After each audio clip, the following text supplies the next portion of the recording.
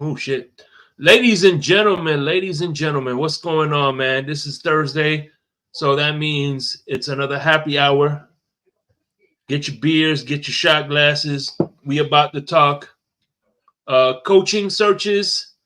We're gonna talk about um, who do we want as our new DC and possibly even offensive play caller. All this when we come back. If I could find the damn button, hold on. All right, here it is. When we come back. I know you heard me on the radio flexing. She loved the sound of my voice, it's the best thing. Daydreaming of the jazz all day. Pick up the phone late night with Larry K. I know you heard me on the radio flexing.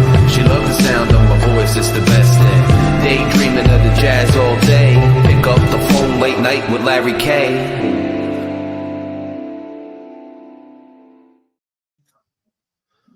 So what's going on, man? So everybody who's not under a rock knows that Vic Fangio, he's going back to the Philadelphia Eagles to be with his family. I'll put that in quotations there. What did you think about the news when you heard it, Luch? I wasn't surprised. I said about a week ago, I was telling Larry, I kept cutting Larry off when he was talking, saying, bro, go watch that Mike McDaniel interview when they asked him about Vic Fangio coming back. And I knew right then it was over. When there wasn't a resounding yes and he gave one of them long drawn out, I knew it was going to happen. But I kind of feel like we did good with him and he did good with what we had. But then I also feel like you got to let these, when we're in that much of a situation with injuries, you got to let these young guys get in there to see if we need to draft again another corner. We got guys we drafted fairly high. Tyndall ain't seen the field. Cam ain't seen the field. We should have at least. Adam, how you doing, bro? Appreciate the super chat. Shout out the super chat, man. Much appreciated. Fury fam, what's going on, brother? Thank you, Adam Sadowski, man. I tell you what, man. It was an honor, and it was. I was so happy to finally have a drink with you, bro. But yeah, continue, please. No, that's it. I just feel like I don't agree with how he didn't let guys, and I know he says the system, but you got guys you're bringing in off the couch that you're letting and trusting them with the system, but then you got a guy that practices with everybody else. I mean, like he's just like Cam is just something. Yeah, that Cam Smith. It's just like he's I can't even use the R word. Like is he really that remedial? Right. And come on, man, that he can't grasp it so much. So. Now, I'm not tore up about it, whatever. And I knew it wasn't, man, his personality is totally different than the goofy Mike McDaniel. And maybe he's an old school guy and feels like, we ain't going nowhere with this team. The team's going to be trash as long as they keep to it.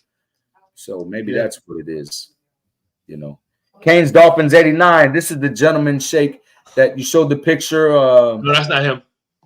That's not him? No, that's not him. I know who he is. That's not him. Okay. Appreciate you. He's a friend of mine. I know who he is. What's up, Kane Dolphins? He has a similar name than that. I just don't remember it, but it's something about the Miami Hurricanes and the Dolphins. So what do you think? You okay with it, or you tore up about it? I mean, look, the only thing, I agree. I didn't care. The only thing is I hate it was when you start seeing the Dolphins do all these preemptive strikes about him attacking his character. And who attacked his character? Was it what's his Mike name? Catania. What's going on, brother? I like the panel shows lately. I appreciate you, man. You enjoy Insomnia. I appreciate you, brother. I can see the light. How you doing? I can see the light. What's going on? My brother, my Gator brother, Bonjo, what's going on? Oh, put that guy on mute. He's a Gator fan. Put him on mute. First quarter.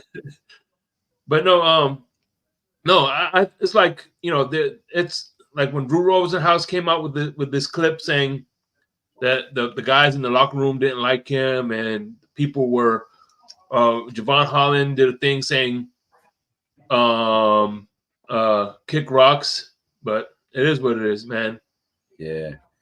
I mean that's another thing. Javon Holland, I feel like he kind of underperformed. I mean, the kid has been a star since his rookie season. He kind of, fell down. I don't know. Maybe it's for the better. All I Chris know is Weirdo. all I know is when offensive coordinator left Brian Flores, they questioned the head coach. Now that the defensive coordinator is leaving, now they're questioning the defensive coordinator. This makes no sense. I mean, Which I don't agree with. I don't look. I think Brian Flores had the right to choose a coach that fits him, just like I think Matt McDaniels does. But I don't agree with the slander. That's all that I'm saying. They acting like a freaking Big Banjo was like this bum coach that didn't know how to coach. I don't know. I feel like, it's crazy, man. After that last show we had, and then, thinking I'm a thinker and thinking about all that, it's like almost like there's a direct correlation with the regime that supports Tua and the fans that support Tua. Yo, Sam, what's up, Lottie? That's my guy. Let me take a shot from my brother. This is who I was just as crazy you showed up. I was just telling Shakes, Sam, about what a true casual is, and how you're a casual, would be considered a casual fan. It's cool of you to show up. Anyway, there's a direct correlation with this regime that supports Tua and the fans that support Tua, that when someone they disagree with, they just slander their character. They attack their character. It's kind of scary to think about it like that, but it's true. I mean, when you think about it, what's his name didn't agree with Tua and he left. And then what they do? They threw dirt all over him. And in return, he retaliated and, got a lawsuit against us. And then, it's the same thing these fans do, man. I'm telling you, it's a weirdo cult, man. You guys are dangerous, man. Dangerous. Dan Marino till the day I die. There's a casual, Sammy. I'll drink. Hey. My guy, Sam. Appreciate you showing up, bud. Got you, bro. Well, it's kind of like what's funny is, what's funny is, hey, Mike Catania, welcome to the Beer Fam. Appreciate you, brother. Welcome aboard, bro. Appreciate you, man. No, what trips me out is, the thing is, Raphael Courtright, what's going on? What trips me out is the same people. Listen, for one time in the 3 years, the Dolphins fans were united. Okay, and that one decision was to bring Vic Fangio to the Miami Dolphins as a defensive coordinator. I think that was the one move. Everybody, but I think what it is, I think people are just in their feelings because he was supposed to, he committed to us and then just left us when, it is what it is. We paid him all this money. We expected a little bit more commitment. I mean, I'm with you 100%, Shakes. My personal opinion is Mike McDaniel came with his goofy ass, and Tua was already soft. Can't be. He's above reproach. I don't know how he made it so long with Nick Saban, but he did. And he's a a sensitive guy that can't handle reproach. And then Mike McDaniel came and then reinforced that and got the team feeling like, everything's honky-dory and happy as a lark. And then you got a guy like Vic Fangio that might be a little more militant with his approach. And guys, they're torn. I mean, I feel like, they look at like, here, you got these guys having fun with Mike McDaniel, and we're dealing with this tyrant. And it's, I feel like that's where the division started. And I feel like Vic Fangio ultimately used that going home to his family as an excuse. Yeah. Well, you know what? If you was to have some of these employees, if you was to hire some of these young employees, a lot of people would consider you militant because you're old school and you're no nonsense. Hey, let's get the work done, and you know what I'm saying? Yeah. Because at the end of the day, it's your company on the line, but those people who are employees, they don't give a fuck because at the end of the day, they're not getting a lawsuit. They're not, if something happens, the owner of the company is paying the ultimate price. So they don't care. I feel like I like the job he did. I wasn't one of the people that was disappointed with our defense. I mean, neither, especially with all the injuries, man. And later in the season, I mean, everybody, I feel like Vic Fangio never got a fair shot from the fans. People are like, oh, we paid him all this money and look what's happening. I mean, nobody's just going to get it right away. It takes a little bit of time that people get acclimated to the scheme. And once I feel like that happened and Ramsey came back, and I feel like it started to meld together, and we ended up with a pretty good defense. Facebook I have user, a feeling this is what's going on, bud? I have a feeling that the Facebook user is my man Dolphin Winters. That's his peace, love, and fins up. That probably is him. That's my man. That's his coin term. That's the moniker, baby. Happy birthday. Happy birthday. If that is you, Saud, happy birthday, brother. Is his birthday today? Hook me up with a shot, please, so I can salute Saud for his birthday. Saul. Actually, Saul. It's Saul. Dolphin Winters. That's him. Thank you, brothers. I appreciate you, bro. Okay, no, it's Sean. No, I think Sean is another Facebook user, maybe. Well, if it ain't, then I'll salute Sean, whoever it is. Thanks for joining on Facebook. Yeah, for sure.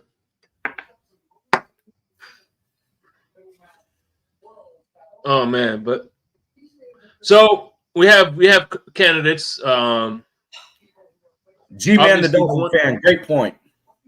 Sorry, by the way, we do have candidates. One of the candidates that's being tossed around is the guy from the former head coach of the Chargers. Yeah, I heard. But being that Chargers defensive coordinator got the head job. Kerry D, welcome, Kerry D. Good to see you, girl. Sorry, Shakes. Yeah, that's all good. No. So yeah, I think he's gonna go to LA. He's gonna stay in LA. Probably be the defensive coordinator there. I don't think Vrabel's gonna take out. You think that he's gonna stay in the Chargers and be the defensive coordinator on the same team? Who's that? Who were you saying? The LA Rams. Oh, the Rams. Yeah, the Rams. They got their coach. Their coach went to Atlanta. Yeah, he's the head coach over there now. So you think the head coach of the Chargers is going to go be the defensive coordinator for the Rams? Yeah, because that's where he was at first. Okay. He was the Rams defensive coordinator, and then he moved to LA, and now he probably go back. Makes sense to me. Brandon Staley, yeah. I would think. I mean, the only thing that may change his course is money. Money talks and bullshit walks. Unless you're Vic Fangio, then somebody. Hey, but you Finn's what's his name? I can't think of his name right now. Yeah, Bobby. That's Wave, what they do. Dave Wave or something like that. Yeah, Dave Wave is a bozo. What about him? He was talking about how great Tua is. No, Don Shula's grandson. Grandson. I don't know. I know his son, Dave Shula, used to coach the Bengals. He has a grandson, Dave Wave. Yeah, Dave Wave. Yeah, he has a grandson. He has Shula has a grandson. He's the linebackers coach for the Rams. Yeah, he's got some pretty bozo takes, man. I tell you, this guy, he talk delusional. This guy's delusional. He ran that Tua Marino comparison into the ground. He was ready to die about that. Damn. Yeah. Listen, the only DC I'm going to is Washington. I'm not. No, thank you. I don't want to be the defensive coordinator. You killing me? Kane's Dolphins 89 for special teams coach. There you go. No. All right. There's another candidate. Of course, higher within. I say higher within. They'll probably get Anthony Campanelli. Of course, Larry says he's down with it. You know, Italian from Jersey, an Italian from Jersey. You get the Italians, they got them. I'm telling you, the Italians got the minds. You know, it works. You look at the great managers in baseball, the most winningest coach in football. AB ain't never lie.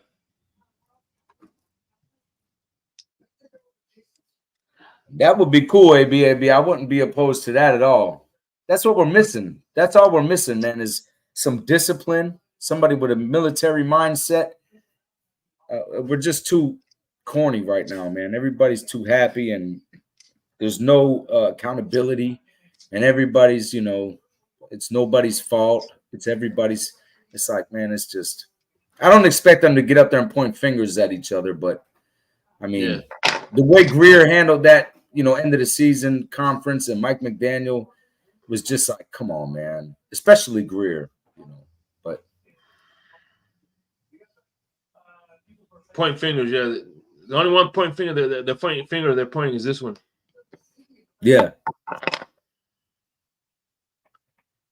And I made a joke yesterday. I'm like, well, I said, look, if you look at the patterns, Mike McDaniel's first defensive coordinator. Oh, if you look at Florida, let me start. If you look at Brian Flores' first offensive coordinator, right, was a skill position from the New England Patriots, Chad O'Shea, right? And then the next year, he called somebody out of retirement, an older guy out of retirement. And then the third year, you had the co-offensive, you had Godsey, and you had Studesville co-offensive coordinators. Well, here you go.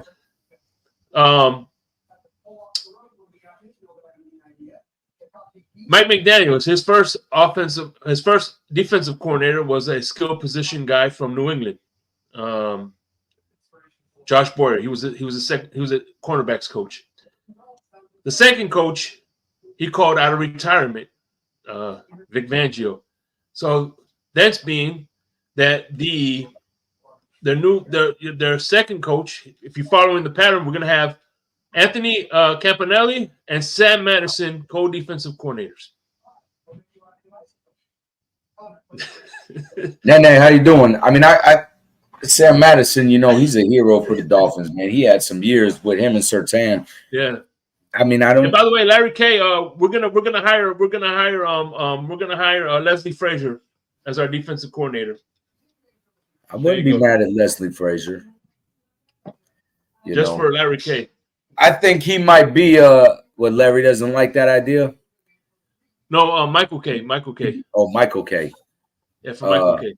Yeah, I wouldn't be opposed to that idea. I feel like he's kind of in the middle where he's not too much of a military mindset, and he's still a little bit of a, you can't get nobody hard. You're not getting a tough guy. Forget about it. We don't have a tough guy. It's just not happening. Whoever we get's going to be half a cornball. Hey, by the way, listen, Michael K., if you're listening, this is one of the things. Michael K., he doesn't associate himself with the Bills Mafia. He's a Bills fan. And check this out. All this time, he was saying that Leslie Frazier, they parted ways. They didn't get fired because if they fired him, he would have got another job. They would have got another job. He wouldn't have got another job. You know what I'm saying? Big Fangio getting another job going to, the Eagles proves it that Leslie Frazier, if he wanted to, he'll still have a job in this league. So Leslie Frazier left on his own fruition, man. I don't think they forced him out of there. I think once you get a certain age, Cosa Nostra, good to see you, brother. I think once you get a certain age, unless you're Dick LeBeau, I mean, he stayed. And again, he was there till he was 70-something years old. I mean, I can't really think of anybody else these days. Once you're that old, if people have got you figured out, once you get a certain age, you're not going to stay steadfast in your defenses. I mean, unless you're really a good mind. And Dick LeBeau is the only one that comes to mind for me that stayed coaching that long. Exactly. Michael K. That's what I'm saying. If Leslie Frazier was fired, like the Bills Mafia says he was, he would have had a job a long time ago. Especially with all these offensive coaches that are being hired. Yeah. He'll be the ideal candidate. But anyway, a lot of coaches. So now I'd do that, Marlon. I'd take Jason Taylor. I don't know if Jason Taylor can, if he's got, I don't know how much he knows. I mean, I know he knows the game, but it takes a lot more than just being a Hall of Fame player. Otherwise, I mean, there'd be a lot of, but I'd take Jason Taylor. Absolutely. Yeah. I would love to be him. I would love him to be the defensive line coach, at least for now. Oh, by the way, damn, AB, you read my mind. This is what Lewis was talking about. Lou said he wants Rex Ryan. I'm mad at that idea, bro. AB. Lewis was just saying that today. That he would love to have Rex Ryan. I was screaming that when they fired him from damn Jets years ago. I wanted them to get in there. Where'd he go, to Buffalo? Or that was his brother was in Buffalo. Rob Ryan. Yeah, Rob Ryan was in Buffalo. I think he's comfortable doing what he's doing. No, but Rex Ryan was Buffalo too, but he was Rob Ryan was the defensive coordinator. Yeah, I think he's comfortable because we tried to get Bill Cowher for years, and he was comfortable at that point doing TV. And I think Rex is probably the same thing, but I don't think he's coming out from that position. Oh shit. Brian Cox, whoever that Facebook, I don't know if that's Sean or if that's Dolphin Winners. That would be a dream come true for me. Then I wouldn't care if we kept Tua and paid Tua. If I could see Brian Cox as our defensive coordinator, man, that would just make my whole. What I would do, I'll go to training camp and have him sign my card. Bro, I would do if that happens. I'd spend all kinds of money supporting the team, and I'd be caping for the Miami Dolphins harder than I ever have in my life if they hire Brian Cox as a defensive coordinator. Because at least we know somebody will get swung on if they get wrong. If you get some of these guys that go to talking crazy, Brian Cox will hit him in the mouth, and I support that. Yeah, my thoughts and reflections don't reflect Larry K or this channel, but none of them, man, nor mine. Trust me. But no, I think if we're gonna do internal, obviously Anthony Campanelli is my guy. But if we're gonna do Rex Ryan would be a great candidate.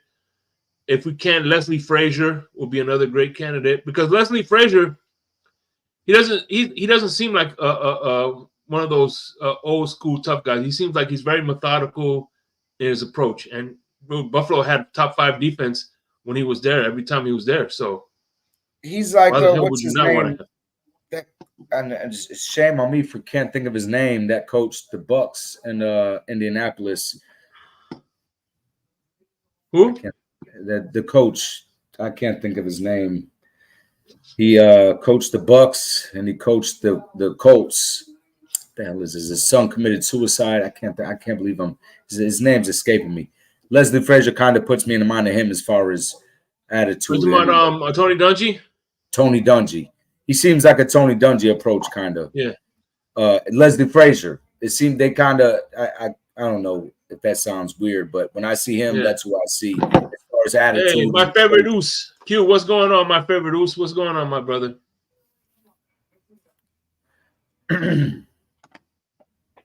Yeah. Or listen, this is what we're gonna do. We're gonna trade Christian Wilkins, our first round draft pick, and we're gonna get Mike Tomlin from the Steelers. If it took sacrificing Christian Wilkins, that'd be the only way I'd be okay with him leaving to get Mike Tomlin as a head coach, not as a D coordinator. That's embarrassing. You got to give him the helm. He's proven. We're gonna get Mike Tomlin as the head coach. I would take that. That'd be the only way I'd sacrifice Wilkins. I'd do it for that, 100%. Yeah, Mike Tomlin. Yeah, that's a hell of a coach. I know Q wouldn't co-sign that though. Yeah, I think he would. You ain't going for that. And I'll admit, bro, I was one that said that, well, let's see how he does when Ben Roethlisberger, because they said, he never had a losing record. And I said, well, he inherited a Hall of Fame quarterback. Let's see what happens now that he's gone. And he had Mr. Small Hands, take my strong hand, child, as a quarterback. He didn't Q have a says, losing hell no, record again. he doesn't want to Yeah, keep hell Mike no. Yeah, I Tomlin. knew Q wasn't going for that. No, he said no. He means hell no. He doesn't want to keep Mike Tomlin. Yeah, you're right, Kerry D. And I wouldn't even want us to even disrespect a guy like that with his prowess as a coordinator. He's the only head coach material. That's it. He'll never not be a head coach. He'll retire before he does anything else. He's proven his worth in gold. Mike Tomlin's a great coach. I mean, listen, for years, Bill Cowher was like that too, man. Bill Cowher, he was one quarterback away from being a Super Bowl, which was Ben Roethlisberger. He had to freaking, he had to go Tommy through Maddox, Tommy Maddox, Cordell Stewart, and the guy who threw the 2 interceptions right into the damn Cowboys' hands, whatever his name was. O'Donnell, I think it was. Cosa Nostra. He's something else. Yeah. McDonald was it something like that? Listen, these are just great organizations. these are great organizations. It comes down to the owner. Yeah, that was the comment I was laughing at. That was a good one. No. That's why I highlighted it. You got the good owners, bro, and that's what counts. The Pittsburgh Steelers, look how long they've been owned by the same people. They get football. You look at But you know what's funny is the difference between Rooney and Stephen Ross. When he wanted to hire Brian Flores, he was able to walk into his office and ask him, "Hey, can I hire Brian Flores?" Versus Ross, you got to freaking send him a fax, an email, text him, 2-way pager, all that shit to try to get an answer. You know what I mean? He's not Horace, accessible. how you doing, brother? He's not you're accessible. Right, he's not accessible, and that counts. And people don't. I mean, it shows. You're 100% right. He's got it, and Larry said it. I don't know if it was. I don't remember when he said it, but man, this is like a toy to Stephen Ross. I mean, I said he's a power. This guy built the Time Warner Center. This guy's like a real estate guru, bro. This is peanuts to him. He doesn't really. This is a second thing, and I'm piggybacking off of Larry, but it's a very true thing. This guy's got money, long money, and it doesn't come from the Miami Dolphins. Nope. It's like a hobby to him, a casual. A lot of you like to throw around the word casual. Stephen Ross is a casual football owner. He's a casual. Rooney's and those people, Robert Kraft, and I would say Jerry Jones, he's a little bit deranged. See, there's a fine line where you can't be too involved. And I feel like Jerry Jones is a too involved kind of guy. Ross is a casual owner. AB, there's a difference between. I'll tell you what, AB. Here's the difference between Jerry Jones and Stephen Ross. Jerry Jones, all his eggs are in the Dallas Cowboys, versus Ross.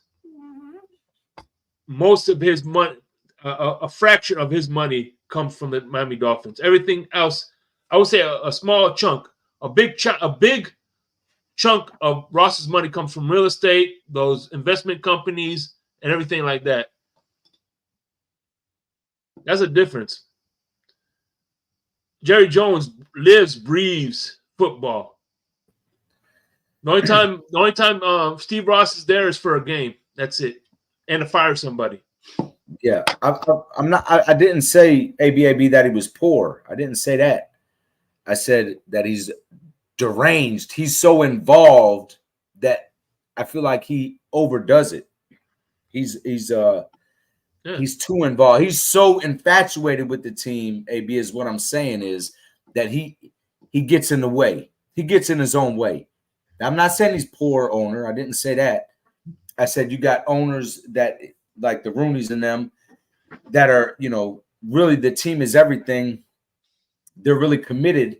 And then you got guys like Jerry Jones, who he's almost like a deranged fan. If a deranged fan had he gets in his own way. I mean, let's be honest. Jerry Jones made Al Davis seem rational. The guy is a little bit out of control, ABAB. That's all I'm saying. He has too much power, and he gets in his own way is all I'm saying, AB. I'm not saying that he's poor at all. You know. But yeah, you make a point, ABAB. He started as an oil guy, but when Jerry Right. Jones bought it, it wasn't nowhere in the franchise. It wasn't worth the billions that it's worth now. Totally different stratosphere. And then, you know, it is what it is. He gets in his own way. I don't know if he had something to do with Jimmy Johnson leaving. I don't know. I don't know. But I just feel like he gets in his own way is all I was saying. I'm not saying he's a bad owner. I wish Stephen Ross would have a little bit of Jerry Jones in him when it comes to the, you know, the love for the team. Just a little bit, though, because Jerry Jones he's Hollywood. He goes a little too far. And I feel like he blows it. And listen, I agree with you, Kerry D. That's what I'm saying. He's gotten a little too far where the spotlight, Kerry. I feel like I agree with you there. Yeah, he clashed with Jimmy Johnson too. He clashed with Jimmy Johnson. He clashed with Bill Parcells. Yeah, but he brought in some hell of a guys. Was he there for Barry Switzer? Hey, he's been there forever. You know, he knows what he's doing. Now, I'm not saying that he's a bozo at all. I'm just saying that he gets in his own way. Yeah, his pride won't let him let somebody else. Yeah, see, ABAB, and I mean Jimmy Johnson is a proven.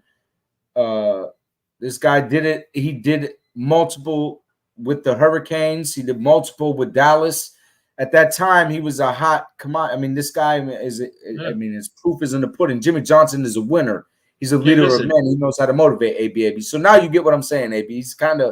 He gets in his own way, bro. Hey, listen. At the end of the day, you can say what you want to about Jimmy Johnson, but he was the one who drafted our last two Hall of Famers. Oh, Jimmy. Now I'm with Jimmy 100%. You know, and then we get guys like Dave Wanstead that come in and you know, trade a duel of there's two things that I'm never going to forgive Jimmy Johnson for. One was leaving us with Dave Wanstead, and the other was not trading Randy Moss with Dan Marino. Trading Randy Moss for Dan Marino? No, drafting Randy Moss when we had Dan Marino. Can you imagine Randy Moss and Dan Marino? Forget about it. On the same that would have team? been nice. I mean, I know, and this is all folklore. I remember when I was a kid, there was talks about it, and allegedly this is why he retired. Barry Sanders coming to Miami. That would have been nice.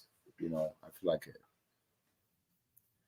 Yeah, I could see the light. We talked about Rex Ryan earlier. I would be happy with that. See, because he's a guy that's a laughy, jokey guy, but he's also a hard-nosed guy. That's the kind of, if there's a happy medium, if you could get a guy like a Rex Ryan, I would be happy with that. You know, where he laughs and jokes, but you see his disappointment. I just feel like I never see disappointment with Mike McDaniel. You know, I just feel like he's just too soft. Soft isn't good, man. Soft all the time. It's gotta be a medium, level. And I feel like it's just too soft all the time with Mike McDaniel. Yeah. Now hopefully, but the guy he's got something to think with. I'm not saying he's a bad coach, but I'm just saying it shows the lack of discipline, the lack of accountability, the lack of everything. That's what comes with that happy-go-lucky freestyle. But whatever. But Hannah, what's going on? But listen, back when last year when Tua was having his concussion issues, there was one guy calling out Mike McDaniel and saying it was his fault that, this and that was Rex Ryan. So that's the only issue that might arise. Yeah. I would want Rex Ryan. I'd take Rex Ryan as a head coach. I'd take him as a defensive coordinator too, because I know they need to put their I say they need to put their personal asides, but I think that's the one thing that people are going to be pointing to. Yeah, but Hannah, I mean, that seems to be the common. That's what it is, bro. Everybody blames everybody except me, and there's a few other people blames everybody except Tua. I mean, since he's been here, bro, how many people have lost their job that did a good job at everything, and the only weak spot and the only thing that made us fall back was Tua. And it is what it is.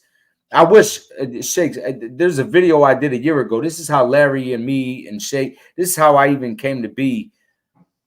I did a video for the Dolphin Den where I talked about Tua and the people that. If you want, send it to me. Send it to me on Facebook. I'll upload it. You guys want to see something? I'm going to send it. I got to see if I can find it. But I'll tell you this. And for everybody that was here the other night, I've been meaning to say, especially Larry, if you're in the chat, I apologize. That's not okay ever for me to, especially the swear words. But if Larry gets dinged, I don't care because I'll pay for the ding. No, he ain't gonna get dinged. He'll be all right. But having said that, I don't like to get out. I come up here. Let me just say this real quick, Shakes, please. There's people like Harry D, Ryan, peace, bro. That's my brother. ABAB. At first, I clashed with ABAB, but ABAB is really a cool, Michael K. There's a lot of people in the chat. Raphael Courtright, Dolphinier. There's a bunch of you guys. Do I just come up here to have a couple of drinks and hang out like I would with people that I hang out with normally? I don't come up here to argue, but I really don't want to argue. I really don't want to debate. I don't want to do any of that. These people that support Tua, man, they're weirdos. They remind me a lot of Mike McDaniel, where they're soft. They can't admit they're wrong. You will never see them be accountable and say I was wrong. I made this video. I don't know if we're going to be able to see it, but let me just pretend this. A year ago, and since I'm such a casual, and I'm not black, in case any of you guys didn't know, I'm not black. I made this video a year ago. You tell me if anything I said, if you couldn't put it to what happened this year. I'm telling you.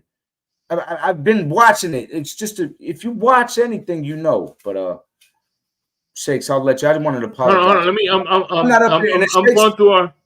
Shakes is my brother. I love Shakes and Larry K. These are people I've met in real life. These are people I've had around my family, my son, my cousin, my family. These are people that could call me if they need help in real life. Screw the Miami Dolphins and everything else. I'm not up here. I don't go on everybody else's show. I just do this for Shakes and for Larry because I really like them as human beings. It's cool. We have hey, would you please put a muzzle on them? I'm just up here to hang out with the people, man. That's it. I'm not up here for anything else, no cloud or anything else. And if you're too stupid to not realize that I Lucci, if you look at my name, Pio Lucci, see, that last part of my name is Lucci. Way before the rappers and before everybody called money Lucci. I've been Lucci my entire life. So get the hell out of here if you can't realize that. Just let me clear that up too. But I'll try to send you that, Shakes.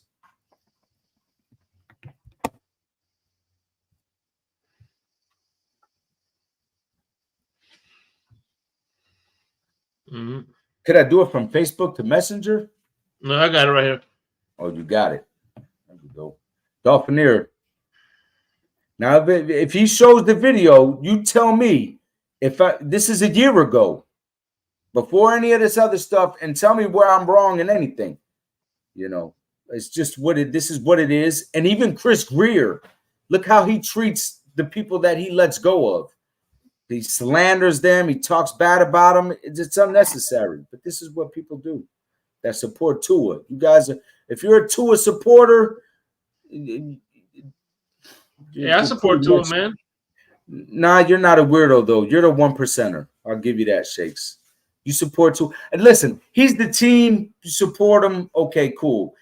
If you can say he's not the problem, everything else is the problem, you're a weirdo. But you, Shakes, you're a 1%er. I'll give you a pass. I don't say he's a problem, but hey, look, at the end of the day, I don't say he's a problem. I think he needs to step up to be the answer. I won't say he's the answer either, but I'm not gonna say he's the problem. Oh, so you're not a weirdo. Okay, so that's it. You're not saying everything else is the problem. You're saying that he does have to step up his play some when it matters. Yes, he does. I mean, okay, so you're not what I'm talking about. That's why I say I appreciate you, Fred. Yeah, AB does too. Hey, look, we support because he's a Dolphin. But let me see. Exactly. So when it comes down to this, I could say what I got to say. The guy ain't it the answer. This is it. We're in the wrong direction. Am I going to go out there and root for him to lose? Absolutely not. But this is not what we're doing. But I come here and only here because I was invited on this show. And really, this video is what got me invited. But I come to like Shakes as a human being and Larry as a human being. These are people I support in real life. I'm not on here chasing clout. I'm not on here. I just come on here because I was invited on here. So let's get that clear right now. I never asked, yo, let me be on your show. I was invited on here. See? So Yeah. I just want to make sure everybody By understands. the way, here, read that from Larry. It's all good. Got wild on Tuesday. Yeah, never needs to be that wild. And then, you know, and real quick, Larry, I've said before, bro. ABAB, thank you, bro. But I said this before, Larry, and I told you personally, I don't want to debate nobody else about Tua because they come up here and this is what they do, insult people. And I'm not with that. It's not my channel. I don't care to have a channel about the Dolphins. It's not that serious to me to get up here and talk to people I don't know in real life. That's not the type of, I'm really a private person. I come up here, I swear, Larry and Shakes is the only, and then, I mean, like Kerry D, Michael K is awesome. Everybody that's in this chat all the time, Michael Courtwright, Raphael Courtwright, Dolphinier, Michael K, my brother Horace, Adam Sadowski, who I've already met. These are people, man, that I would really hang out with in real life. It's, you know, and even though we've had some disagreements, I don't come up here for these parasites that come on here and, you know, just they get up here, the first thing to do is start insulting people that have a different opinion than them. I mean, it's not what I'm here for. I want to have a couple of drinks and laugh and joke with my family, and that's it. You know, but if you play the video, Carrie, I want you to watch this video, especially, girl. You've been up here, you've been supporting the channel big time. Watch this and see where I'm wrong. Like I'm Nostradamus. This is a year ago what I said. I mean, it's just. Now, Horace, I know, but this isn't my channel, so I feel slightly responsible.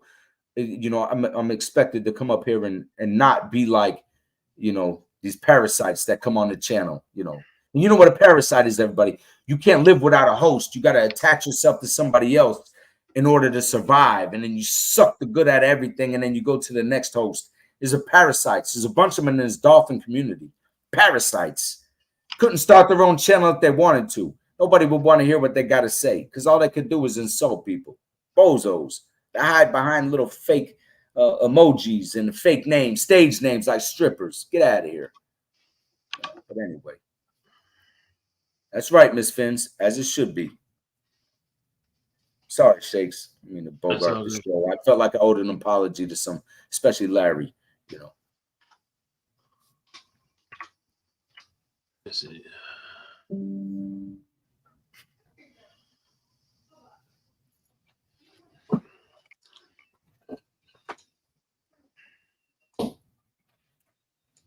Let me see. I have it right here. I gotta see if I could upload it. I couldn't download it, so I'm gonna it's coming. But like I said, man, what happened between the two gentlemen? I'm friends with both gentlemen, and I try to stay out of that conversation. Yeah, it ain't nothing different than don't happen with anybody else, you know. Anybody that supports Tua. Like I said, if the video shows, you'll see I said this a year ago. And this is what, you know, it is what it is. Horace, you probably seen this video. You know, we were friends and you've been in Dolphin Den. It was exclusively on the Dolphin Den. And I did that for my friend Tori. But Tori Day. Shout out to Tori Day, by the way. Which, by the way, man, listen, I do want to preface this because now my girlfriend, I told her I'm going to go to Buffalo, and now she wants to come. So if, we're going to go to Buffalo if it's, you know, the game, depending on the game, you know. All right, hold on. Let me cue the present.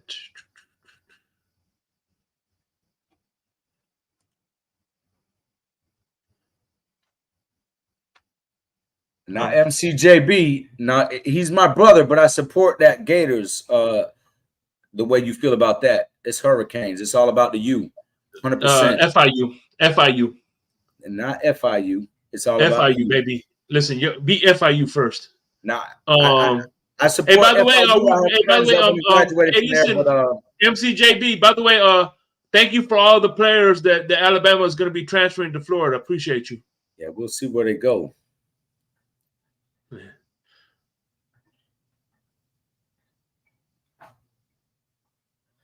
Yeah, Jason Hittinger. It ain't gonna be. Listen, you've had 4 years. That's what I'm saying, Jay. You know, I don't know. I'm just to me personally. I'm a casual too. Don't worry about it. Yeah, I'm just a casual. In case you didn't know, I'm a casual, and I'm not black. So I'm glad we got that cleared up. All right, you ready? Go. All right, here we go.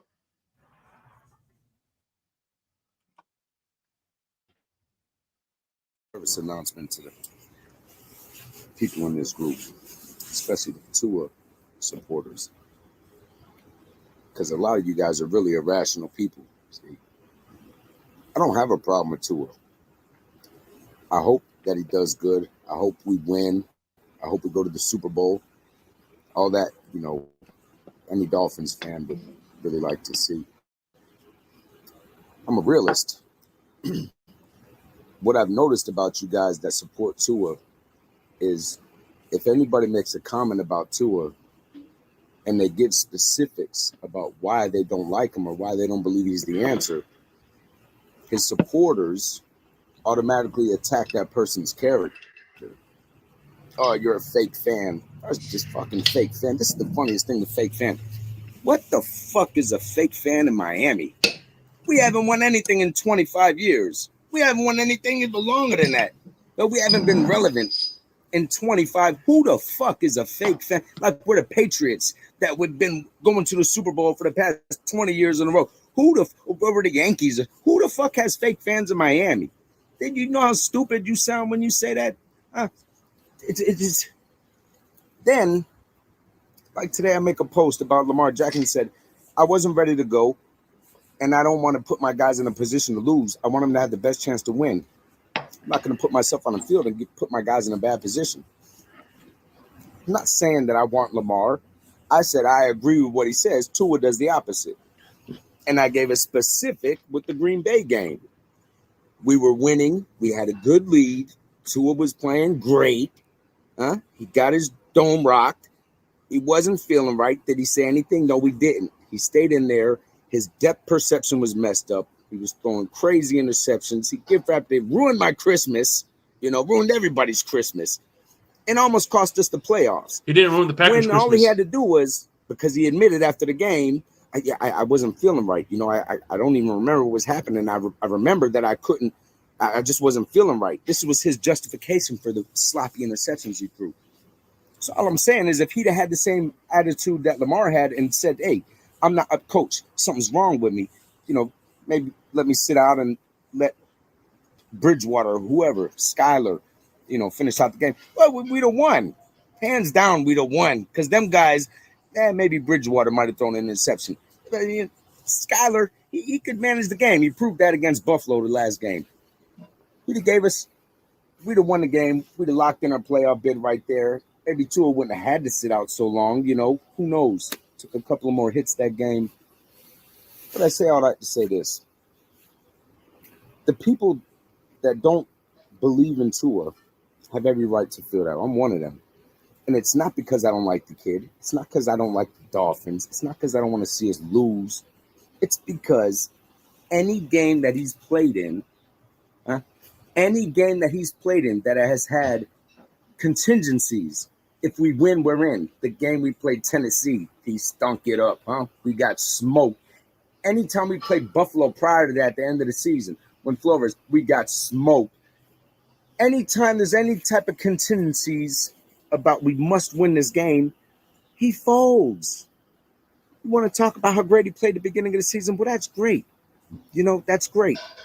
But Mike McDaniel had his playbook in the beginning of the season. It looked great. But when the book was out on him the half end of the season, the next half, he didn't have any way to change it up.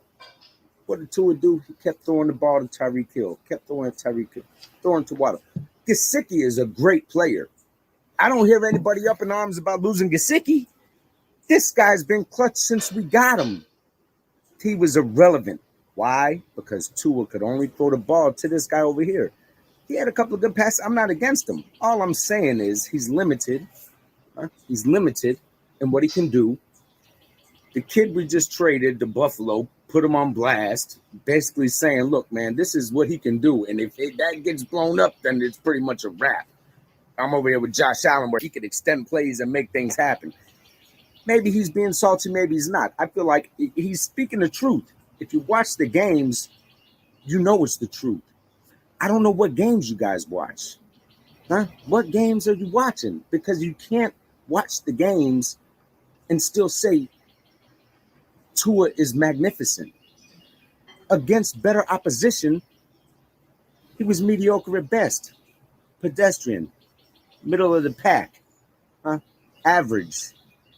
He did good against Buffalo. Granted, both games he played great. Waddle dropped a lot of passes. Hill dropped a lot of passes. It's not all his fault. I'm not saying that he sucks. What I'm saying is, you guys that really support him, man, you get really fresh, man. When you're talking, someone has a different opinion about Tua, you automatically attack their character. You don't even know these people. You know, it speaks volumes about you guys. And then when someone brings up the specifics, you say, oh, well, we'll see this year. Well, what do you mean we'll see this year? Talk about what we're talking about.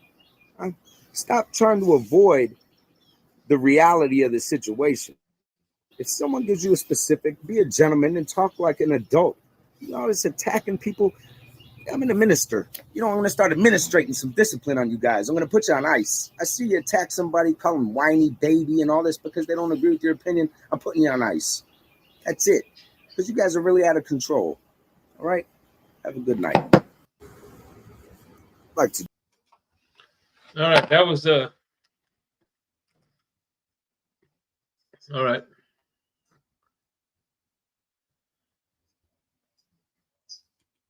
After watching that was last year after the season. Now, you tell me anything that I said that didn't apply, that you couldn't play that video right now today and apply it to this year.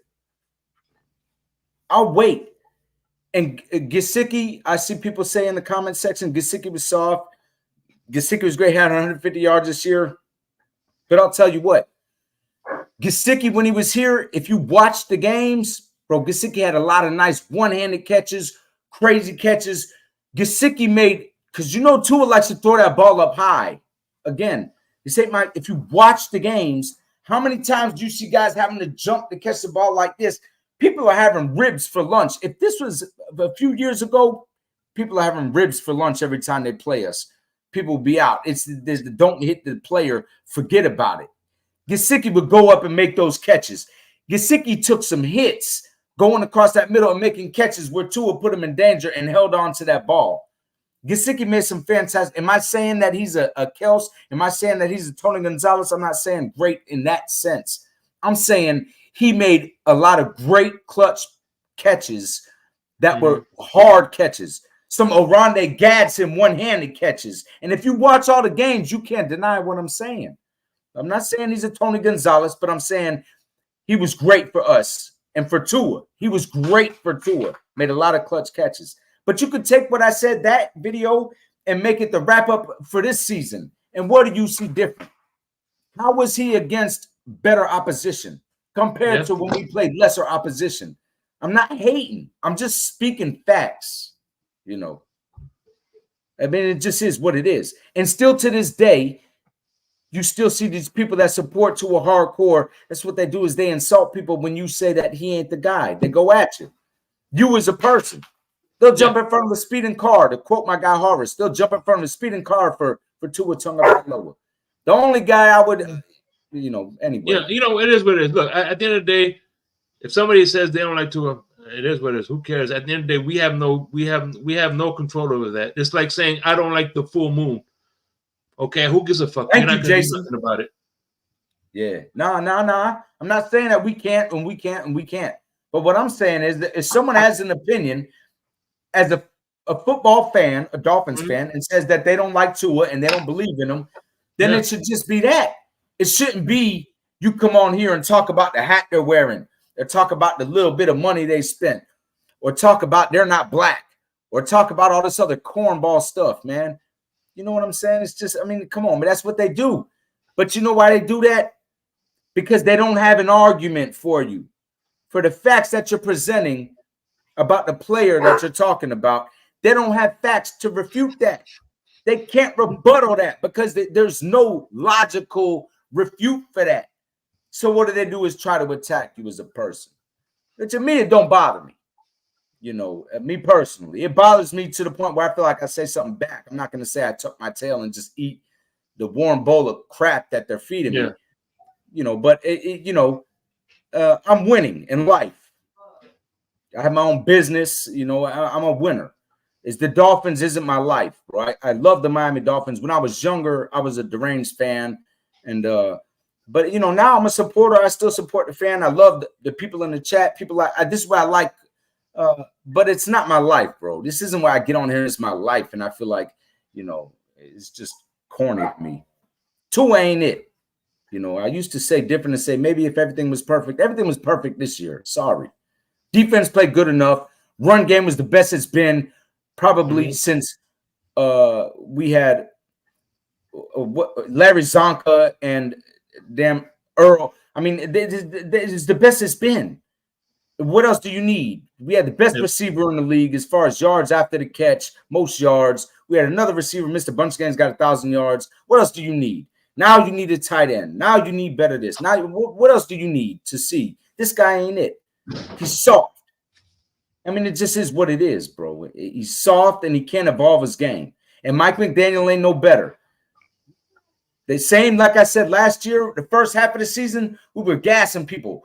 We give 21-point handicap in the fourth quarter and run them down. What happened in the second half of this? You know, but people will find anything else to say but what the facts are. I'm not hating. I'm just calling it like I see it, bro. Yeah, it is what it is. I'm not saying Cosa Nostra, it's not all Tua's fault. No, sir. I don't say that. And again, I could just put that video on repeat for this year. Hill dropped a lot of passes. Waddle dropped a lot of passes. You know, it happens. But when you have a run game that's as efficient as it is, and you got a coach that doesn't capitalize on that, and when you have a quarterback that will miss throws and throw some wild interceptions that just – and there's no excuse, there's no excuse for the crazy interceptions this time. Let's say I had concussions and didn't bring it up again. And then you can't extend plays. And, I mean, it just is what it is, bro. I feel like Tua was not the only problem. Tua was the biggest problem. I'll say that, you know. And, you know, people could disagree, and that's fine. You know, I'm not going to go after you as a human being because you say Tua's the guy. I'm going to say you're bugging. Or I might say, you know, you got a bozo outtake. Because to me, it's I mean, you have the bozo or momo. I might call you a jamook, which in Italian means you got as much sense as a cup of coffee when it comes to analyzing our quarterback's play, not life. I'm not going to tell you anything about, you know, your opinion, though. You know, but it has nothing to do with you as a human being. I'm not attacking you as a human. Your point of view, I may, you know, and pardon me if I do. But I'm talking about your point of view specifically. Well, that's what I'm saying. Look, at the end of the day, a bad quarterback, a trash quarterback, wouldn't be in games, big games to choke in the first place. You would when you got a running back doing this like we did, though, Shake. Hold on. Let me finish. Okay. Secondly, it wasn't until Josh Allen's fifth year until he started beating the freaking Tennessee Titans, because the Tennessee Titans was his boogeyman for a while. Yeah. The Chiefs were his boogeyman for a while, so it wasn't. He didn't beat them right out the gate. It took him a while, a few years, even with the you know, when back in their 2020 run, they were beating. They were just like us, bro. They were beating on trash teams, and when it came to the good teams, they were losing to those teams. So at the end of the day, McDermott has been with them 5 years, and they're ahead of us. At the end of the day, that's why I say give him the 5th year to see if this 3rd year, if Mike McDaniel, he made some adjustments from last year and got 2 more wins. Who knows? Maybe this year he probably get a few more wins from that. Seeing what Tua could do, what Tua can't do. Maybe Tua with his extra weight, he's learning how to play with this extra weight that he has on. It takes him a while to get acclimated, and maybe he'll play better with the it's all it does. At the end of the day, if you're a good quarterback, if you had great stats last year, going into next year, it's going to be a maybe for everybody. Patrick Mahomes, maybe he'll go to the Super Bowl. Maybe he gets injured. Maybe there's a lot of maybes in the NFL. There's no certainty. At the end of the day, I've seen enough where Tua can make plays. He just got to make them on a more consistent basis. When it counts. Counts when it doesn't count. At the end of the day, but I mean, like in clutch games, like the Buffalo game and stuff. Like I'm just saying, like a super. He's had clutch moments where he played on the fourth quarter. But like when everything's on the line, because every game counts. So not you, but don't be one of the people that's like every game, because every game does count. I agree to that. Yeah. But when you in order to make those games, those clutch games, he has to win the small games. So there's quarterbacks. And I agree to that. There's quarterbacks that can't even do that shit. Right. So it's like, this is an example. If you're in a school, for example, and you have to take tests, and you're not any school, but like college or something, wherever it matters, where you're getting a degree, or if you're in a trade and you're acing all these other tests and they look good and you're acing these tests. But then when it comes down and you acing these tests got you to the point where you can then take the final exam. Mm-hmm. And then you take the final exam and you fail miserably. Is all the other stuff you got going to get you into where you need to be? It's not. No, but and it's similar to that. But at the end of the day, where you have to step up, at least getting to the final exam, at least getting to the big dance. At least you know where your deficiencies are and where you got to step up at. Anyway, and then you retake it the next year. Think about this. Patrick Mahomes was in the AFC Championship 6 times. So that tells you right there that it's freaking hard for any team to make it to the big dance or win under pressure or win the big game. Not too many teams, think about this too. Outside of Patrick Mahomes right now is the only quarterback in the NFL with 2 championships. For sure. Super Bowls ain't easy. If that was the case, why doesn't Aaron Rodgers have a wall full of trophies? Aaron Rodgers ain't that guy to me. I'm not a guy that says Aaron Rodgers is some spectacular. Why didn't Marino has a wall full of rings? No, listen, when it comes to Dan Marino, this is a 1 in a million. Listen, and people bring that up, and it's comical to me. Okay, this is a 1 in, but this is, I'm going to tell you why it's comical. Okay. This is a 1 in a, first of all, to even mention Marino and Tua in the same breath is just, to me, it's a joke. But we'll go for it. I disagree with you, but go for it. Okay, we'll go for it. Dan Marino is the 1 in a million quarterback. Yeah. Or any player. I mean, maybe a Charles Barkley and another, and Charles Barkley ain't no Dan Marino of the NBA. He's a one of a kind. That's what I'm saying. That was that spectacular that couldn't get the job done. And as a youngster, I'd make up excuses. Well, maybe he didn't have a defense this year. Or maybe he didn't have a run game. A run game is crucial. You have to have a run game. You can't just pass. Yeah. Even the New England Patriots, when they had, listen, their run stats might have been mediocre or even below mediocre throughout the regular season. But in them playoffs, Bill Belichick would implement. That's when he'd open up that run game. And the genius of it was there wasn't any tape out on it. And I feel like that's why he held it to when it really counted. Tom Brady can carry us with his arm and his knowledge of the game. And then we're going to implement it because he would run that ball in them playoffs, man. That's when you saw guys like White and stuff like that. Then you saw them really get off in the playoffs, and that's when you need it, when it matters. Manage the clock. It's you gotta have something. But anyways, Marino's one of them guys, bro. As an adult now, I could say, bro, you're that great and you couldn't get the job done. I spare him his first Super Bowl appearance because he played Joe Montana. And he was a youngster. He was, what, second year in the league? And you're going up against one of the greatest quarterbacks ever, 5-0 in the championship games. I mean, it's like, you know, so I'll give him a pass that. But the 20 years after that, how can I give him a pass? I mean, it is what it is. He wasn't it. You know, Tua's not going to do anything that Marino did. That's why I laugh at that. He's just not, bro. He's not even going to come close to Dan Marino's numbers. And the amount of time they've been in the league, Marino's accomplishments already smoked what Tua's done. I mean, come on. The 4 years, you put Marino's first 4 years versus Tua's first 4 years. He went to a Super Bowl already. He's been to the playoffs countless times. I mean, come on, man.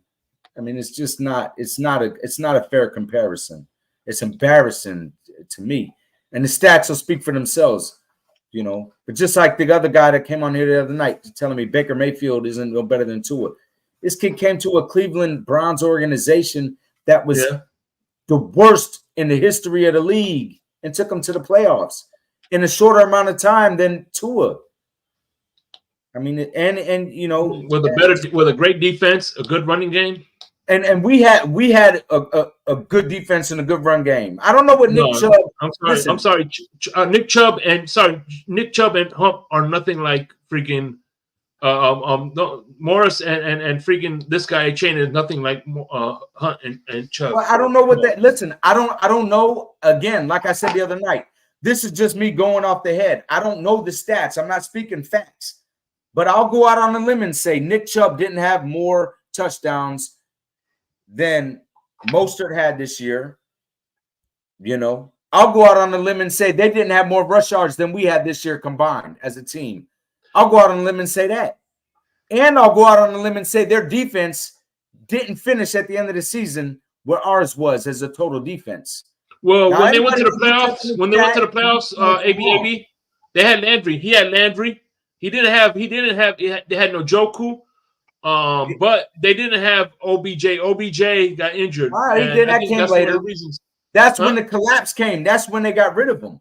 This was before that. So, I mean, that's what I'm saying. People tend to forget. I can't even name. I'll tell you what. And you're right, Shake. Chubb, and I forgot about Hunt. Chubb is the only guy I can name that was on that team besides Baker Mayfield. I mean, I can name a lot of players that was on that team. I can't, admittedly. I can't. Okay. Because I'm a casual Cleveland Browns fan. I can't name them team. I could you tell me a year or the Dolphins, I could go in, but I don't know them. But I'll tell you this. I guarantee you that year, their receiver, number one, didn't have more yards than Tyreek Hill had. Mm-hmm. Maybe their number two had as much as Waddle, but I'll go out on a limb and say they didn't. Nick Chubb didn't have as many touchdowns as Mostert had. Their team as a rushing total didn't average or have more yards than our rushing game did. I'll say all that. And I'd bet $100 to anybody in the chat, and that's without me looking it up. And I can't tell you who the players were. I can tell you that they weren't being predictable as the Miami Dolphins were. Well, you know, you may or may not. I don't know. Who is their coach? I can't even tell you who their coach was. I mean, that's just me personally. I think it was Stefanski because I know it wasn't Kitchen. Where is he now? Got fired the year after that. Where is he now? Who's that? He's still there. On one guy. Yeah, Shula couldn't find a supporting cast, and that could be, and I'll go for that.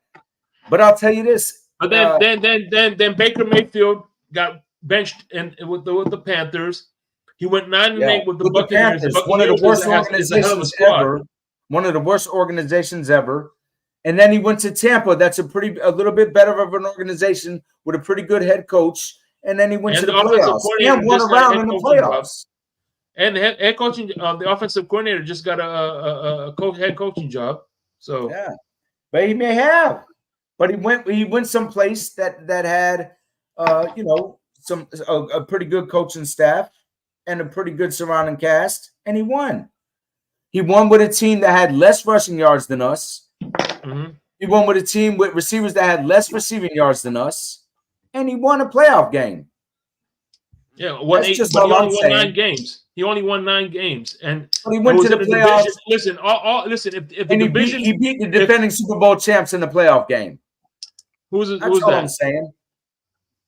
You know, He ain't beat the He ain't beat the Chiefs in the not playoff champ. game. Pardon me. A Super Bowl a Super Bowl team. Pardon me, not I know, but champions. that team, Team. the freaking Eagles went on a bigger collapse than we did. Yeah. You know, it's just what I'm saying. Though he won They got beat. They got beat by the Giants in the last game of the year, bro. They did. They did. They limped into the playoffs, but they got a coach that's coached in the Super Bowl. You know, they got some players that have been to the Super Bowl. They got some guys that know. They got some guys that took us up through there. They beat us. They might have collapsed. They beat us, embarrassed us. So, you know, and they beat them. The moral of the story is he got a playoff win. That's all I'm saying. You know, but hey, all I know is I still haven't written off Tua yet. He could probably get himself that playoff win next year. At the end of the day, it's not about getting playoff wins. It's about winning the big chip. But you have to get playoff wins to win the big chips. So at the end of the day, it's about playoff wins. You got to do that.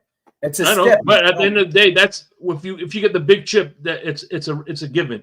Sure, but you got to win playoff games to get there. Is the first line of order is you got to win a playoff game, though, Shake. You know. Yeah, and like you said, you got to and like you said, steps. You got to consistently get to the. He produced 4 back-to-back winning seasons. He's gone to back-to-back playoffs. He's doing the steps that are necessary. At the end of the day, there's some quarterbacks like. Stop saying he went back. There's some quarterbacks. Wait a minute. There's some quarterbacks like Joe Burrows of the world. They got there faster than others, but at the end of the day, and there's other quarterbacks that needed to take it step by step. This isn't, not every quarterback is built the same. Not every quarterback's gonna have the same journey to the promised land. No, I agree, but he didn't go to back-to-back playoffs, so let's not say that. Well, he was responsible for the back-to-back playoff because at the end of the day, Skylar Thompson. But he's not. Yes, he is. How, dude? How did who won all those games? All Skylar Thompson had to do was win one game. The other game he had to win that game for us to get in, though. Yeah, but in order for him to win that game, Tua won the other game to win that one game. But I mean, the fact of the matter is, this isn't a debate. This isn't an opinion. If Skylar Thompson under center doesn't win that game, we don't make the playoffs. Yeah, and this isn't an opinion, but if Tua Tagovailoa doesn't win those 9 other games, those 8 other games, he doesn't have that 9 game to win. Okay, well, against the Jets, Tua wasn't available to play the game. He had nothing. At the end of the day, he helped the team get to back-to-back playoffs. Well, those are the facts. It's not a fact. Tua wasn't available to play any of those games. Again, he helped get us to back-to-back playoffs. He did. He won us some games. He helped us. He did. You're right. He won games. Was he responsible for us getting in? Absolutely not. He was responsible for getting us to that point. No, I guess, yeah. You're right in that. In that sense, you're right. But when it came down to the clutch moment, we need this win to get in. Tua wasn't there. It was Skylar Thompson. And then when we played Buffalo, when we played that game, it was Skylar Thompson that played it, and he did a hell of a better job than Tua. We had hope I would never say that. Who's that? Who's the backup quarterback for the Ravens? Damn it, he made the Pro Bowl last year too. I want to say he's the reason why the Ravens were in the playoffs last year. Did he play a substantial amount of games and play the game? Maybe 1 or 2 games. Or 1 or 2 isn't the same.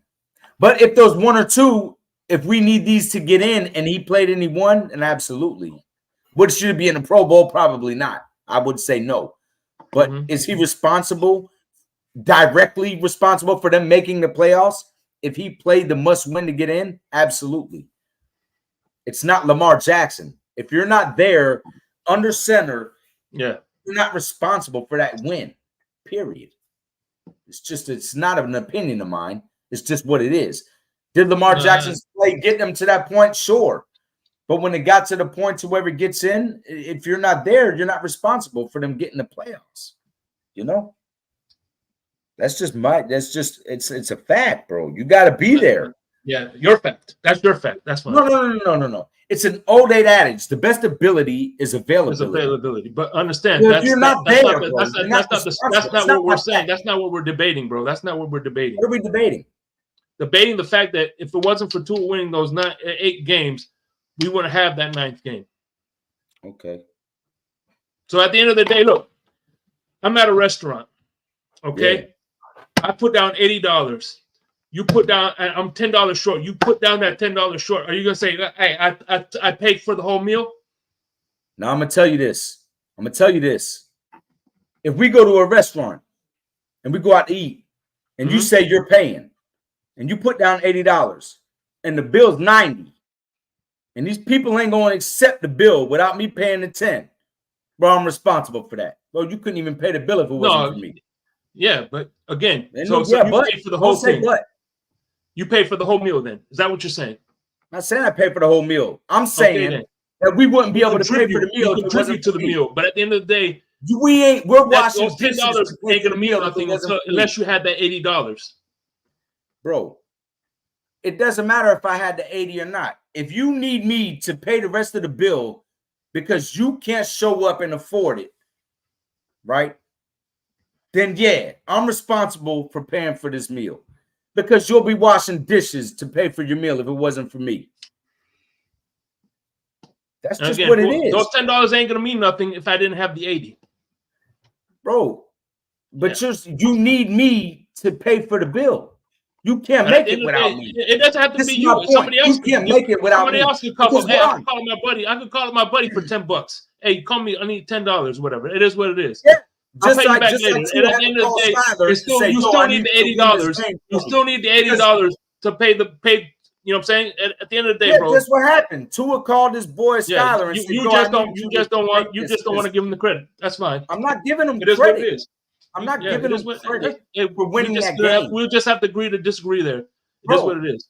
All I'm saying is, when it's been on Tua to pay the bill, he's come up short. That one time he called Skyler and said, yo, I need $10 because I can't afford to pay this bill. We won and we got in. He got a concussion. That happens, bro. It happens. It does. This guy came in and this guy did it under a playbook directly written for Tua. This guy didn't go in there with a playbook for him and his skill set. Oh my God! Come on! But I'm being serious. I didn't know the playbook was written for Tua. Did you? Were you doing the walkthrough?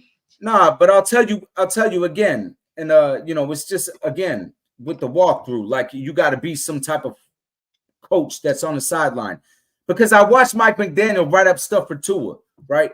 And I watched the second half of the season, last season and this season. There's only been 2 seasons of McDaniel. What happens both latter parts of the seasons?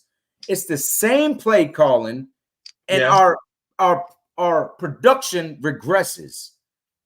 Period. Well, when Tua was playing under Brian Flores outside of that Buffalo game, he was winning in December. He was winning in December. What happened? Hold up. What happened the first part of the season for Flores? Yeah, he lost 7 games, and he won straight after 7 after that. Okay, thank you.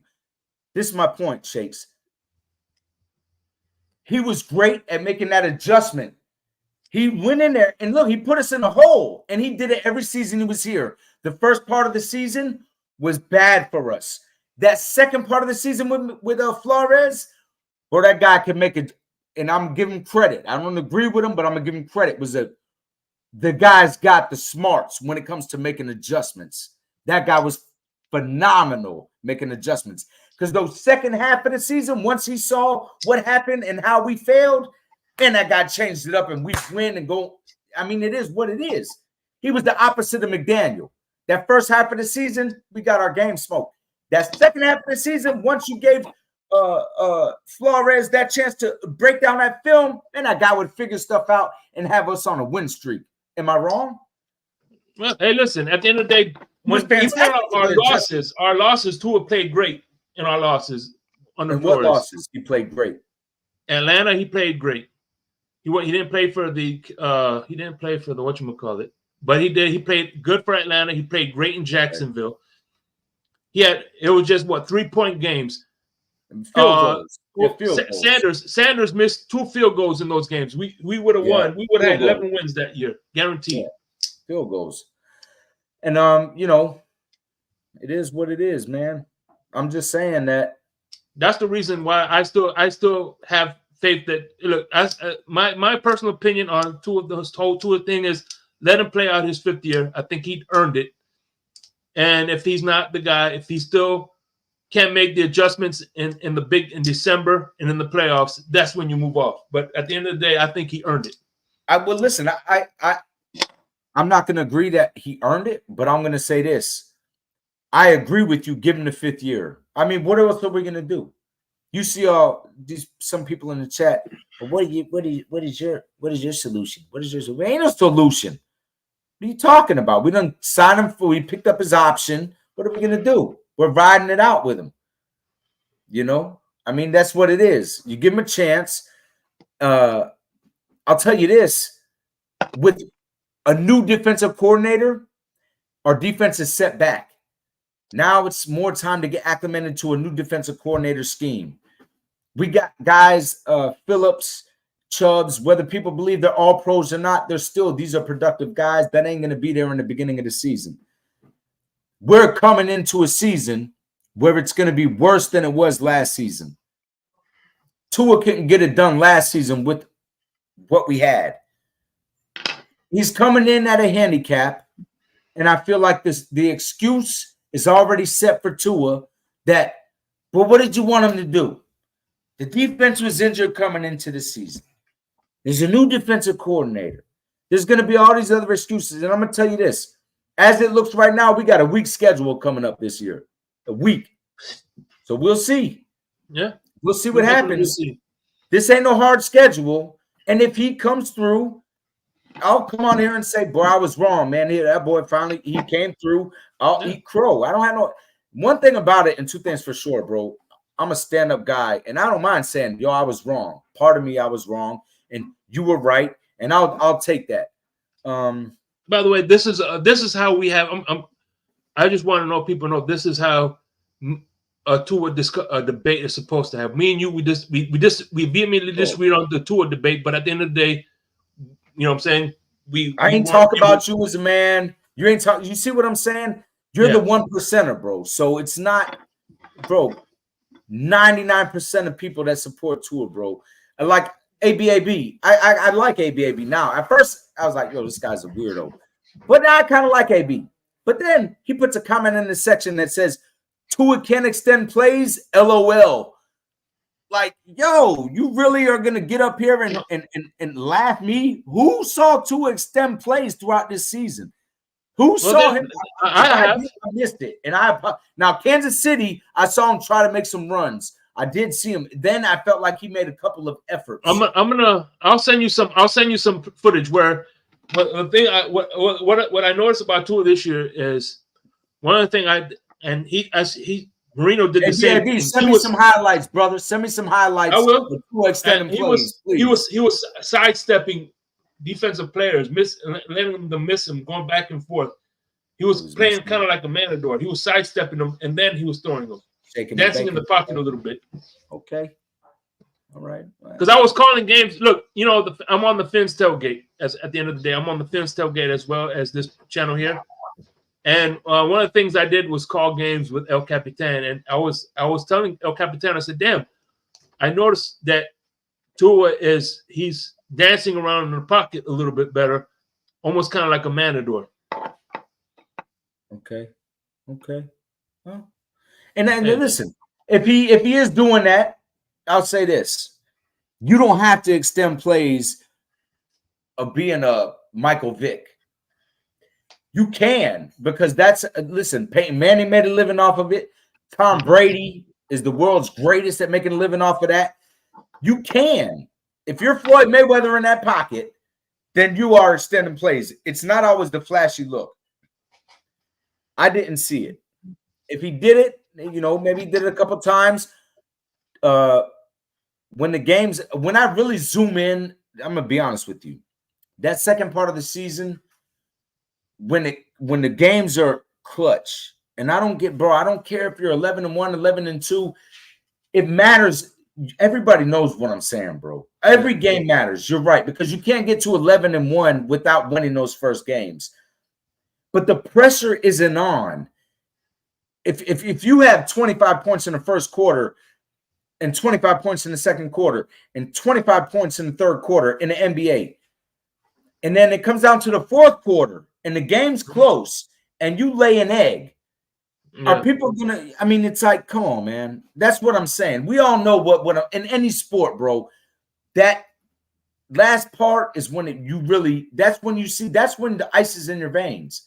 Yeah, and you know what's funny is people, and I hate to say this because I'm kind of keeping up for the fucking Bills, but sorry I had to say that. But anyway, you know, at the end of the day, people were calling Josh Allen a choke artist for that 13 seconds. He wasn't on the field for those 13 seconds. He had no control. The wide right, he had no control of the wide right. You know what I'm saying? No. And what you say, people? I'm part of me. I was reading the comment. You say people going in on Josh Allen. Yeah, I mean, calling him a choke artist and shit like nah, that. See, I ain't with that either. You know, and if and I've said it countless times, bro. If it comes down to Tua and he gets us in a position, if he play, I don't care if we lose, bro. If he's banging, if he's out there slanging and banging all the way to the end, and we lose, and like there's a couple of things, I swear I'm not like, oh, Tua didn't. That's not what I am, bro. Because I feel like that against the Dallas game, we fell out about this, or you know, the Dallas game. I feel like Tua didn't play spectacular that game, but I also gave super credit. Tua played the only way I want him to play, if that's what he could do. Yo, keep us in the game. Let other guys. That's why we pay them millions of dollars. Other guys have to be. It can't be Tua every time. There has to be other people that do their job, bro. Whether it be defense, kicker, receivers, or an accumulation of every. Tua ain't gonna be spot on every game, bro. It's not that. But give us a chance. Don't turn the ball over a gang of times. Don't throw these wild, crazy interceptions. Play like that and give us a shot. And I'm cool with that. I don't need you to be a super spectacular superhero every game. But there is games where, you need to be that guy for us to win. Unless you're, what's his name from the 2000 Ravens. Then I don't need you to do nothing. But just, you know, hand the ball off to Jamal Lewis and let Samari roll. And, you know, them guys take care of business. You know, Ray Lewis. And, I mean, we don't have a team like that, bro. That's the only time you could just be a hand off the ball and just don't blow it. Sometimes we need Tua to be that guy. That's all I'm saying. You know, and when at the end of the season, because he showed he was that guy against Buffalo last year early in the season and against Baltimore early in the season. He showed he could get it done. But then when that heat is on and that pressure's on, it's a little bit different, bro. And anybody who played sports, or if you're in life situations, when the heat is on, that it's different. You know, Dwayne Wade is a generational player. We was down 0-2 to the Dallas Mavericks. At that point, nobody had ever come back from an 0-2 deficit in the NBA Finals. Man, this kid went out there his third year in the league, and he had ice. And that's when we knew D. Wade was that guy. He went out there. He averaged more points than Jordan did in any finals. This kid went out and put. Sometimes we need Tua to have games like that when it matters. When you're down 0-2, when your back's against the wall, and there's stuff on the line. In the beginning of the season, nothing's guaranteed, bro. So there's not that much pressure on you. You go out there and you're playing free, la la la la la. Yeah, but at the end of the day, if you win those games, if you win those games in the beginning, you don't have to put pressure on yourself. Nah, that's not true. We won the games in the beginning this year, and what happened, Shakes? Yeah, because we started losing those games. If we didn't start losing those games, we wouldn't have that pressure. We lost them later in the season, though. Yeah. When we had 5 games left, we had a 3-game lead in the division. This is the latter part of the season. So, I mean, it's like, you know, come on, man. Brad Johnson. Thank you, C-Devil. That's who I'm trying to think of. Brad Johnson. Bro, they had everything. They had everything. But they also had one of the greatest defenses to ever play the game. The greatest linebacker to ever play the game. So is that what you need? Is that what you guys are saying Tua is? We got to have one of the greatest defenses in the history of the NFL and the greatest linebacker arguably to ever play the game. Some people might say Lawrence Taylor. I say Ray Lewis. I'm biased. You know, he's a Hurricane and he's from Florida. Well, they both played. One played outside, one played inside. Those are two different positions. Right, two different positions, but you know, some people will still say like tight end, wide receiver. It's a linebacker. You know, it's kind of like with a linebacker. There's no one better than Ray Lewis. It's like LeBron. It's like the LeBron James and Michael Jordan comparison. It's like comparing a tight end and a wide receiver. They play both different positions. They have both different responsibilities. Right. You know, Bobby Digital Sports. I don't know if you're being a funny guy or what, but I'll tell you something. If they offer me the GM job, I'd 100% do it. Are you kidding me? The money. I'm like, yeah, you can have. Bro, you recognize talent. You got to. These GMs. Listen, you guys think these GMs? Okay, they know football. The good ones. When the Ravens had all their success, their GM was a former player. Could I do a job like that where you're in there all the time? That guy was. It's what happens when you get former players that really know talent because you're in the game. But I'll tell you this. Trust me, negotiations with free agents. I mean, with agents ain't easy, bro. It ain't easy. Guys. But I'll tell you what. If you think a GM is standalone and does all that by itself, then you don't know football. These people, do you know what these GMs have at their disposal? Are you kidding me right now? These GMs got everything at their disposal. And when it comes to, like Shake said, the contract negotiations, man, they got attorneys. Kidding me? They got the best of the best attorneys that could get in there and they know.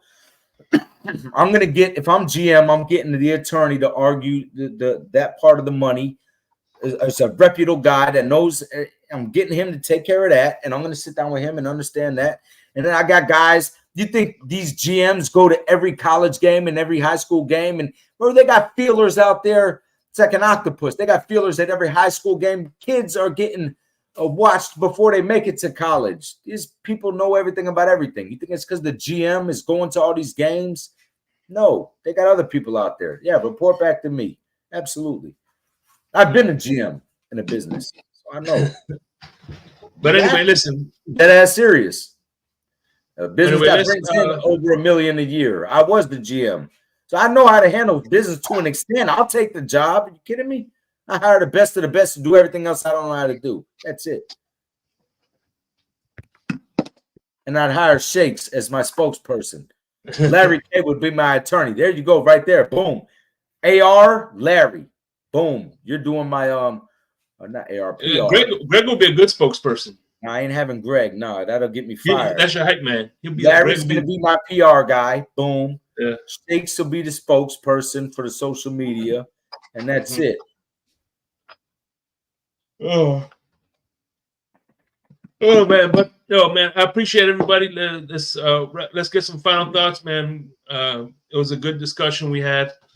Man, let's see. Look, all I know is with draft coming up,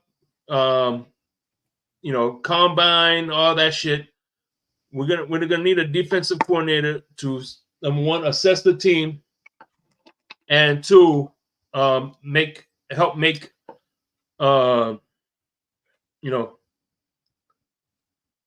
decisions, because we need to start implementing the defense ASAP, because we can't fall behind the 8 ball.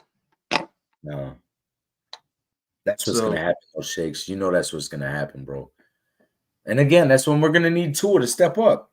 And then of course, then we're going to hear the excuse that Mike McDaniel couldn't work with others, and he couldn't build a defensive staff. Hopefully, that's not the case, man. But that's coming. If we didn't win, that's going to happen. Well, McDaniel, I just feel like we got to get somebody that's close to same personality type. You can't have a stark difference like we did with Fangio and McDaniel. You know, But who knows? I don't know. But I we're going to start off struggling on defense, Shakes. I agree with you 100%. And that's when we're going to need Tua, and not just Tua, the rest of the offense to step it up and carry the load while the defense struggles, which they did for the first half of the season this year. Admittedly, they did. That San Diego game was a shootout. This is before we knew San Diego was going to collapse. Mm-hmm. They showed up to play us like we expected them to play the whole season. And Tua shot it out with them, and it looked good. But that second half of the season, once the playbook is out on you and the defensive geniuses got your stuff, you got to be able to evolve your game. And I'm curious to see how that pans out. But I feel like, we've proven that first half of the season we're hell to deal with. And that hopefully that'll carry us until Phillips and Chubbs come back and maybe make some additions. We'll see. But no doubt, man. Any final? And this Tuesday, make sure you tune in to the Larry, Lucci, G, and Shake show. We're going to be back this Tuesday. We're going to be Larry will be back in the driver's seat. So appreciate everybody. C Devil, Cliff D, Jason, AB, obviously, Kerry D Rod. Shout out Horace. Man, Mr. Polk. Mr. Polk in the building. Bobby. G-Man. G-Man been here the whole time. He might have left already. Shout out G-Man. I don't know who that is, but kudos to him. G-Man. D-Rod, by the way.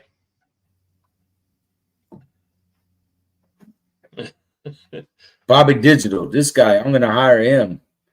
I don't know if he's being sarcastic, but I'm taking him as my hype man if I do get the GM job. But I'll tell you what, a lot of people lose their job. Well, you can't be in there shucking and jiving. If I'm the GM, we're winning. Yeah, if you ain't winning and you don't got that winning attitude, you're out of there. Oh yeah. And I'll let Shakes deal with the repercussions after. That way nobody gets slandered. We'll just tell him, hey, that guy wasn't made for the Dolphins. I don't like the way Chris Greer does that. I'll say that as a closing statement. I support Chris Greer. I feel like he's done a good job drafting, but I don't like how they do that. I'm with you on that. And that is enough for me to, if he's got to go, I'll take that. Because you don't talk bad about. Every time someone leaves, he talks bad. I'm not okay with that, bro. That's what I'm saying. Nobody's accounting. The team talking bad, that just shows weakness. See, and again, that's what I'm gonna leave on this.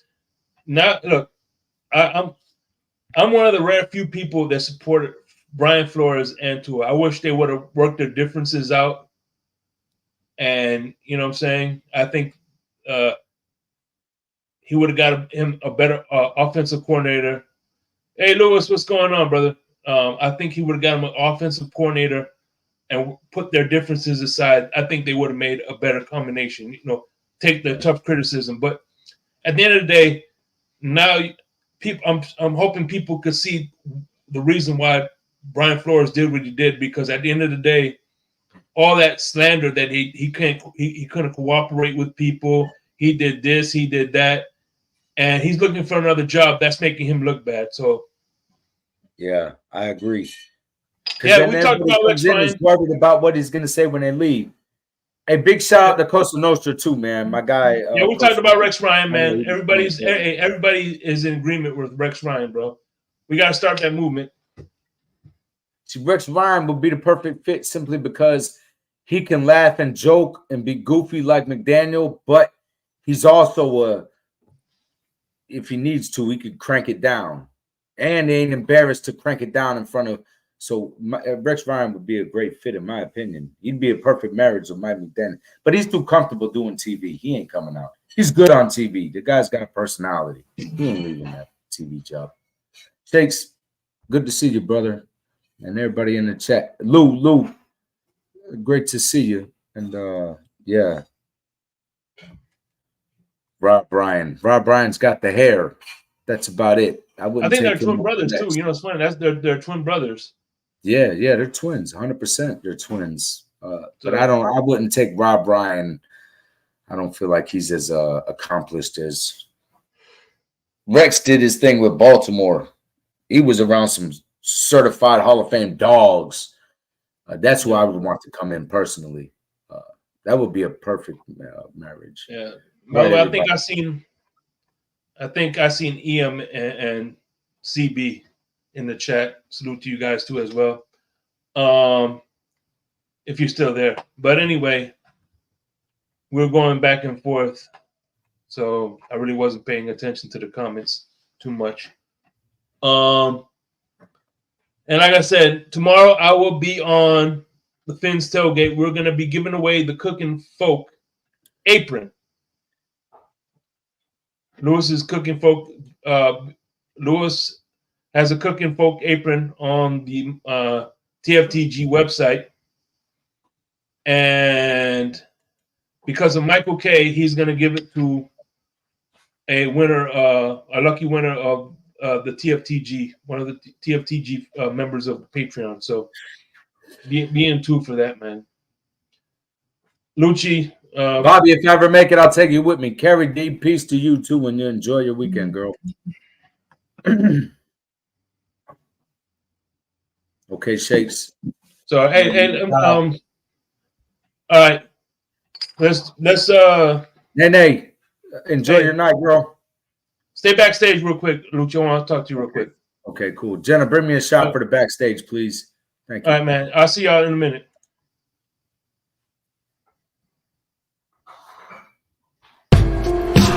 I know you heard me on the radio flexing. She loved the sound of my voice, it's the best thing. Daydreaming of the jazz all day. Pick up the phone late night with Larry K. I know you heard me on the radio flexing. She loved the sound of my voice, it's the best thing. Daydreaming of the jazz all day. Pick up the phone late night with Larry K.